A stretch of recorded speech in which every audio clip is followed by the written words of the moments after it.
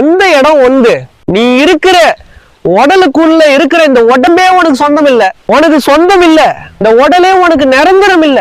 எது வந்து எல்லாமே வந்து அவந்து சரிசமமா எந்த பிரச்சனையும் இல்லாம எந்த சண்டை சச்சரவும் இல்லாம அனுபவிச்சு அடுத்த தலைமுறைக்கு கொடுத்துட்டு போகணுமே தவிர இது எந்த அது ஒந்து இந்த இடம் எந்து அந்த இடம் ஒந்து இந்த வீட்டுல எனக்கு பாகம் வேணும், இந்த சொத்துல எனக்கு பாகம் வேணும், இது எங்க அப்பா சம்பாதிச்ச சொத்து, இது என் பாட்டன் முப்பாட்டன் என் தாத்தா சம்பாதிச்ச சொத்து, அதுல எனக்கு வந்து பங்கு இருக்கு, எனக்கு பங்கு பிரிச்சு கொடுங்க. வேடிக்கையாதான் இருக்கு. இப்படிலாம் சரி, இப்படிலாம் நீ வந்து முட்டி மோதி இப்படிலாம் வந்து சொத்தெல்லாம் பிரிச்சு இப்படிலாம் இடத்தெல்லாம் பிரிச்சு இப்படிலாம் நீ வந்து வாழணும்னு நினைக்கிற. நல்லா வாழ்க்கைய வாழ முடியுமா? நிரந்தரமா வாழ முடியுமா?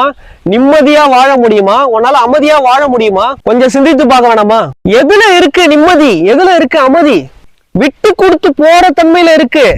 விட்டு கொடுக்கணும். விட்டு கொடுக்கிறவன் கெட்டு போனதா சரித்திரமே இல்ல, வரலாறே இல்ல. அவன் தான் நல்லா இருப்பான், அவன் தான் நிம்மதியா வாழ்வான், அமைதியா வாழ்வான், மகிழ்ச்சியா வாழ்வான், இறைவனோடு கூடி ஆனந்தமா வாழ்வான்.